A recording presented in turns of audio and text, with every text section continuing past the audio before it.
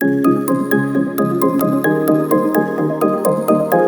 అండి. నమస్తే. నేను మీ Rajitha. Welcome back to my channel 'Rajitha explorer'. ముందుగా స్టవ్ మీద ఒక కళాయి పెట్టుకొని, కళాయి వేడెక్కిన తర్వాత 2 స్పూన్స్ నెయ్యి వేసుకోవాలి.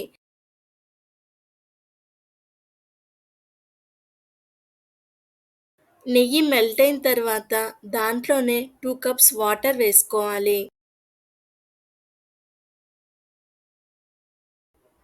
ఆ నీళ్ళల్లోనే చిన్న బెల్లం ముక్క, అలాగే పావు స్పూన్ ఉప్పు వేసుకొని నీళ్ళు బాగా మరిగించుకోవాలి.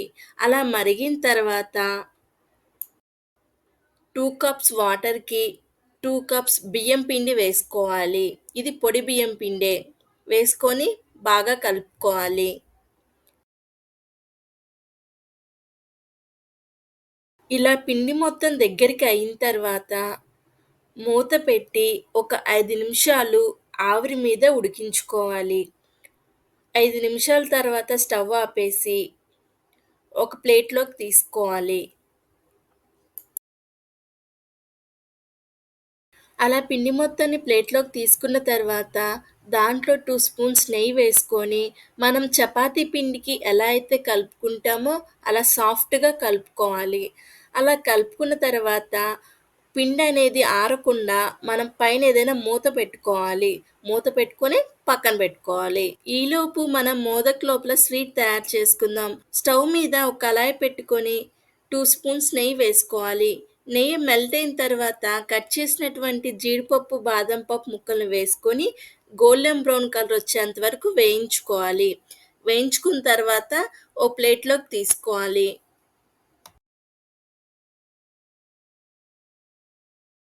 అదే ప్యాన్‌లో 2 స్పూన్స్ నెయ్యి వేసుకొని తురుముకున్న క్యారెట్‌ని ఆ కళాయిలో వేసుకోవాలి.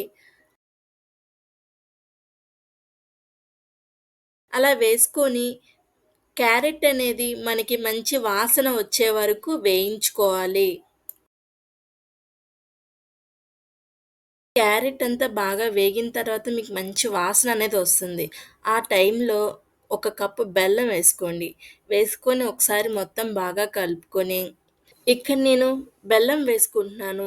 మీరిక్కడ బెల్లం బదులు షుగర్ అయినా ఏసుకోవచ్చు కానీ, షుగర్ అంత హెల్త్‌కి మంచిది కాదు కాబట్టి నేను ఓన్లీ బెల్లమే యూజ్ చేస్తున్నాను.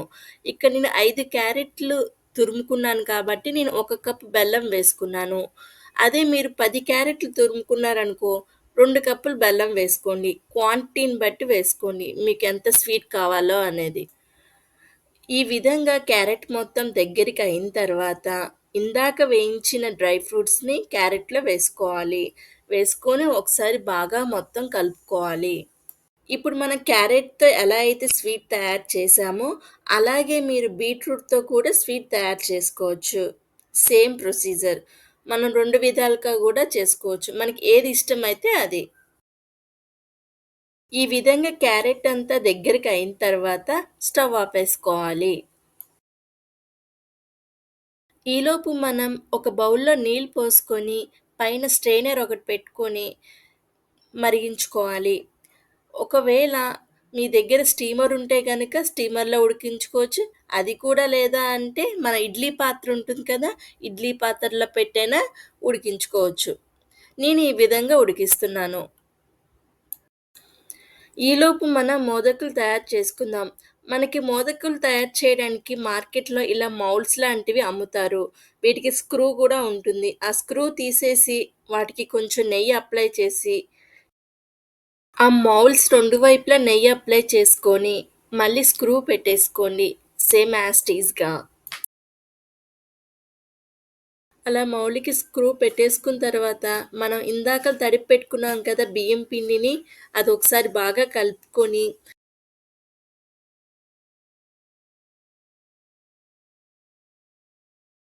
మౌల్డ్ చుట్టూ ఇలా ప్రెస్ చేస్తూ పిండి మొత్తాన్ని పెట్టుకోండి. మధ్యలో హోల్ వచ్చే విధంగా. ఇలా పెట్టుకున్న తర్వాత ఈ మధ్యలో హోల్ వచ్చింది చూసారు కదా! దాంట్లో మనం ఇందాకల స్వీట్ తయారు చేసుకున్నాం కదా క్యారెట్‌ది. ఆ స్వీట్ మధ్యలో పెట్టుకొని, మొత్తాన్ని పెట్టుకున్న తర్వాత పైన మీకు పిండితో క్లోజ్ చేసేయండి. ఇలా గట్టిగా ప్రెస్ చేస్తే మీకు క్లోజ్ అయిపోతుంది. ఇలా క్లోజ్ అయిన తర్వాత ఆ స్క్రూ ఇందాకల పెట్టాం గదా! మౌల్డ్‌కి స్క్రూ, ఆ స్క్రూ తీసేసి ఈ విధంగా సెపరేట్ చేసేయండి మోదక్‌ని. మీకు ఈజీగా వచ్చేస్తుంది మౌల్డ్ నుంచి మోదక్ అనేది. మౌల్డ్ లేకపోతే గనక మన ఇంట్లో చేత్తో కూడా ఎలా తయారు చేయాలో మీకు చూపిస్తాను.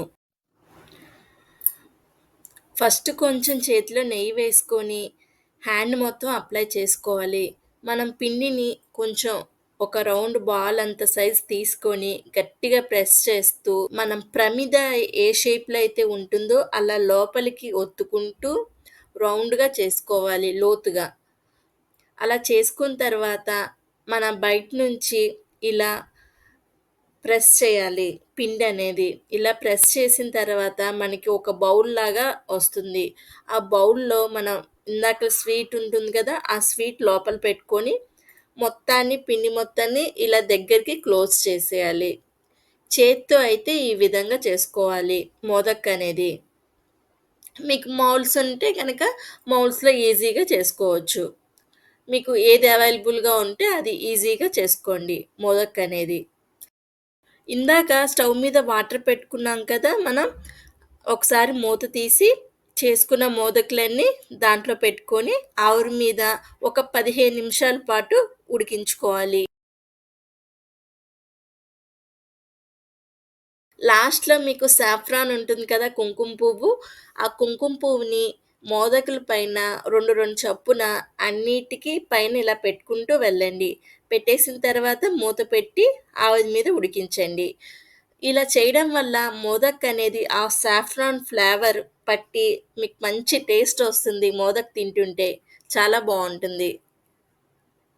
అలాగే మన ఛానల్‌ని సబ్స్క్రైబ్ చేసుకోండి. మీరు వీడియో చూస్తున్నారు గానీ లైక్ చేయడం లేదు.